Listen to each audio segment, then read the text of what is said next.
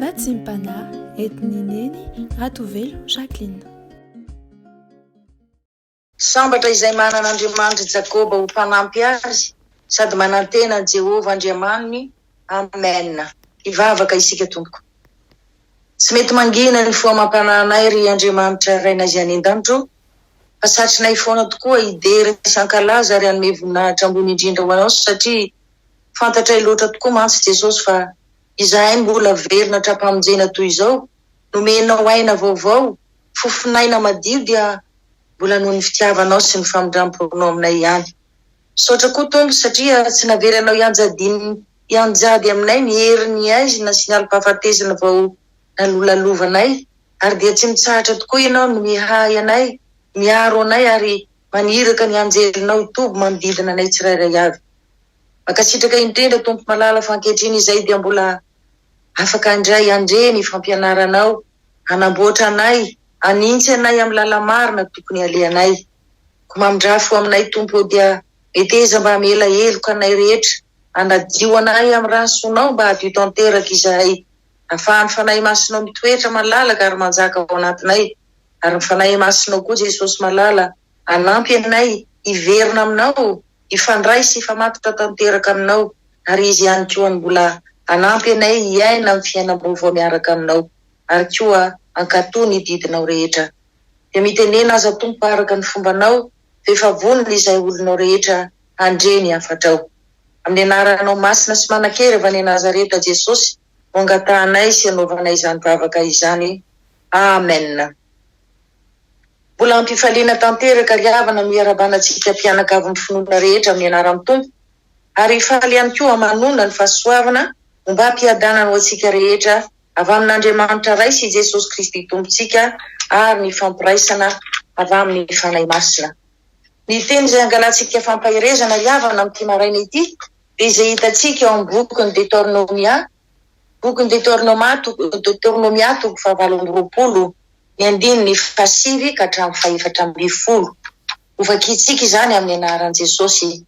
Anandratra anao firenena masina ho azy Jehova, ary izay nianiny taminao raha nitandrina ny didin'i Jehova Andriamanitrao ianao ka mandeha amin'ny lalàny. Dia ho hitan'ny firenena rehetra ambonin'ny tany fa ny anaran'i Jehova no antsoina aminao, dia atahotra anao izy. Ary ataon'i Jehova manana ambiampy izay asoanao, dia ny ateraky ny kibinao sy ny ateraky ny biby fiomponao, ary ny vokatry ny taninao any amin'ny tany izay nianiny Jehova tamin'ny razanao omenanao. Voany Jehova ho anao ny lanitra trano fitehirizan-tsoa, andatsahany ranon'orana amin'ny taninao amin'ny fotoanany, sy hitahiny ny asan'ny tananao rehetra. Ary ampisambotra ny firenena maro ianao, fa ianao kosa tsy hisambotra. Dia ataon'i Jehova ho lohany ianao fa tsy ho rambony, ary ho ambony tokoa ianao fa tsy ho ambany, raha miaino ny didin'i Jehova Andriamanitrao izay andidiko anao anio, ka mitandrina sy manaraka azy. Ary aza miala amin'ny teny rehetra izay andidiko anao anio, na ho amin'ny ankavanana na ho amin'ny ankavia, anaraka an'Andriamanitra hafa ka hanompo azy. Amen. Raha adiniana tsara tokoa ry havana izany teny voalazany ty andiny soratra masina vao avy novakitsika teo ity, dia hita tokoa fa tsy azo ioarana mihitsy aloha ilay teny hoe ary ataon'i Jehova manana ambiampy izay asoantsika rehetra isika, izay vao tonga amin'ilay tanjona iritsika rehetra hoe ampisambotra firenena maro isika, fa isika kosa tsy hisambotra. Ataon'i Jehova ho lohany isika fa tsy ho rambony, ary ho ambony isika fa tsy ho ambany. Amin'izao fotoan-tsarotra lalovantsika izao ry havana nefa dia maro tokoa ny olona, na dia miasa aza fa mety hoe kely ny karamany angamba, indrindra moa fa ireo izay tsy manana asa fivelomana, no voatery tsy maintsy mitrosa na mangataka satria be dia be loatra ny zavatra tsy maintsy ilaina vola ao an-tokantrano ao. Ohatra fotsiny hoe isakafon'ny ankizy izay tsy mahalalany tsy misy, ny vola loha izay tsy maintsy efainy isam-bolana ihany koa. Izany rehetrarehetra izany no manery ny olona tsy maintsy mitrosa satria tsy misy ao am-pelantanana. Misy kosa nefa olona manana ambiampy eo amin'ny manodidina antsika, kanefa na izany aza mihevitra isika hoe tena mahay mitady vola be mihitsy ireny olona ireny, na koa hoe manam-pahaizana izy na matanjaka, na koa hoe nomeny ny havany sy ny sakaizana izy dia nanana ambiampy eo amin'ny fiainana tsy ariavana fa tena Jehova Andriamanitra mihitsy no manome antsika izany manana ambiampy izany ao an-tokantranontsika ka mahatonga antsika tsy hangataka na hitrosa amin'ny olona mandavataona intsony.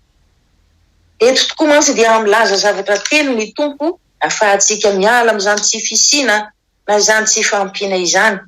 Ny voalohany dia ny hoe ataon'i Jehova manana ambiampy izay ahasoantsika isika. Ny faharoa hovoahan'i Jehova ho antsika ny lanitra hatrany fitehirizan-tsoa. Ary ny fahatelo ho tahihin'Andriamanitra ny asan'ny tanantsika rehetra. Raha azy irena le hoe ataon'i Jehova manana ambiampy izay ahasoantsika dia izao ny zavatra miseho. Tsy hoe sanatria mijery tavan'olona akory ny tompo ry havana fa misy tokoa ny tokantrano tena manana ny ambiampy. Tsy misy zava-mahaory ananany avokoa ny zavatra rehetra. Ary misy kosa tokantrano tsy omeny mihitsy na dia kely azy. Ary amin'izany rehetrarehetra izany dia manana ny antony mazava tsara ny tompo ry havana fa tsy hoe te hampahory izy na te hampihavana ny olony akory sanatria. Raha jerena tokoa mantsy ny fiainantsika andavanandro dia toy izany koa anie. Matoa ny zanakitsika na ny vaditsika maditra dia misy antony ao. Matoa ny zanakitsika tsy tafita amin'ny fianarana dia misy antony koa ao. Matoa ny mpivady miady tsy mitsahatra ao tokantrano ao dia ao raha ny fitenenana. Ary matoa isika tsy tian'ny olona atao namana intsony na koa hiatakatahan'ny olona dia misy antony koa ry havana. Izany hoe raha ny marina dia izao. N'inona zavatra miseho amin'ny fiainantsika na ratsy na tsara dia misy antony avokoa. Ny tenin'Andriamanitra ao amin'ny ohabolana 1:4 ry havana dia milaza hoe ho tonga malahelo ny miravoravo tanana amin'ny asany fa mampanakarena ny tanany mazoto. Izany hoe tena mampahantra ny olona ny fahakamoana sy ny fahalainana miasa. Fantatsika tsara izany fa ny fitahiana sy ny fahasoavana dia avy any ambony.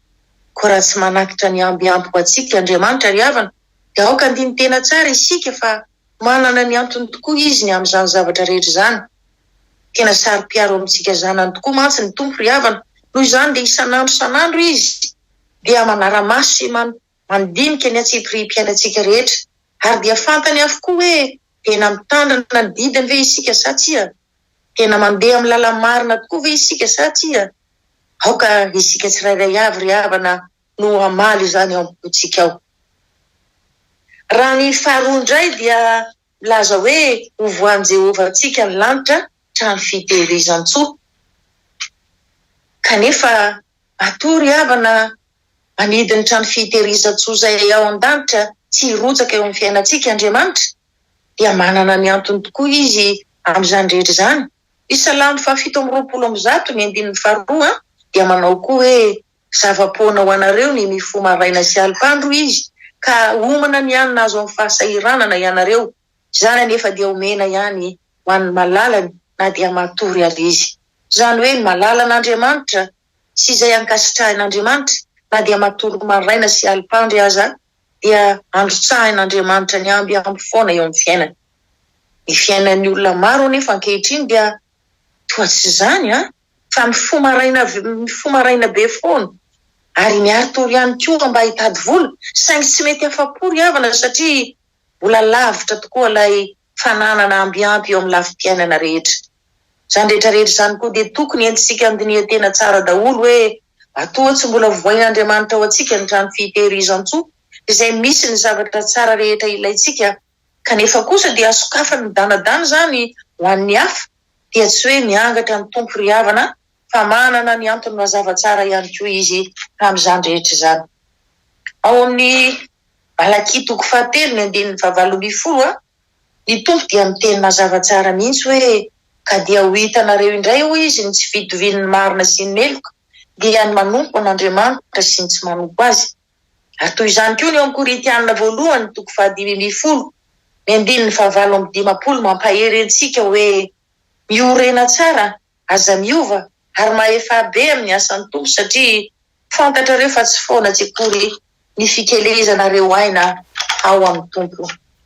Noho izany ry hava malala ao amin'ny tompo anjarantsika tsirairay avy no mafantatra raha tanterakitsika tokoa na tsia ny sitrapon'Andriamanitra. Ny voalaza fahatelo indray dia hoe hotahian'Andriamanitra ny asa amin'ny tanantsika rehetra.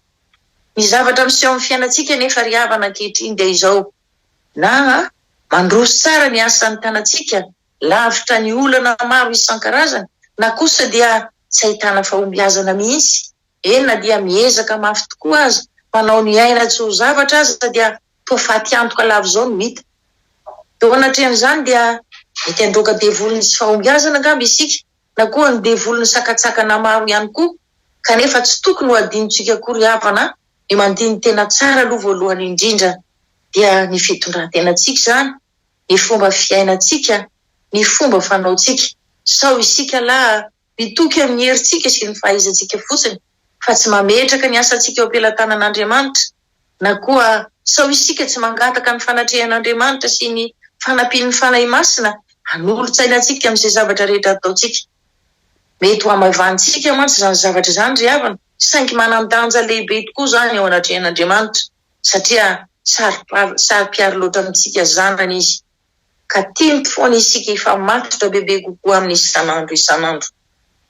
Koa ireo zavatra maro notakiana ho tanterahantsika nefa ry havana tsy vitantsika, dia aoka re mba tsy angatakandro intsony isika, fa isan'andro isan'andro tsika dia ifona ibebaka eo anatrehan'Andriamanitra. Angataka ny herin'ny fanahy masina koa isika hanampy atsika hiala amin'ny fahazaran-dratsy rehetra, ka andeha amin'ny lala marina sy mahitsy araka ny didin'Andriamanitra. Ary tsy angatakandro koa ny tompo eo anatrehan'izany, fa androtsaka eo amin'ny fiainantsika ny ambiampy izay asoantsika. Amin'izay fotoana izay dia tsy voatery fo vao mangiran-dratsy intsony isika, na koa ho alipandry mba hiasa, tsy voatery sambo-bola any amin'ny olo-kafa intsony koa, ary tsy ataon'Andriamanitra ambany isika vao ambony, ary lohany mandrakariva eo amin'izay rehetra ataontsika. Fantatsika tsara mihitsy zany ry havana, Andriamanitra irery ihany no afaka hanome antsika ambiampy izay mahasoa antsika. Izy ihany koa no afaka hanokatra sy hanidiny lanitra mba handrotsahany fitahiana sy ny fahasoavana eo amin'ny fiainantsika. Ary izy ihany koa no afaka hitahy sy hanambina ny asantsika. Dia rariny sy tsy ny loatra ry havana raha toa ka hamaly fitiavana an'Andriamanitra isika, fa tsy sanatria ho faly mandray foana ka tsy mba hanome mihitsy ho an'ilay ray loharanom-pahasoavana rehetra. Noho izany dia tokony isika hampandroso ny fiangonan'Andriamanitra amin'ny lafiny rehetrarehetra, manohana ihany koa ireo madinika sy malahelin'ny tompo mila fanampiana, manohana koa ireo mpanompon'Andriamanitra voatendry hampandroso ny fiangonana ary hitory ny filazantsara Jesosy Kristy. Dia tsy hitsahatra koa ny tompo ry havana handrotsaka ny fitahiana, ny fahasoavana mananambiampy ho antsika sy ny angonantsika iray manontolo. Amen.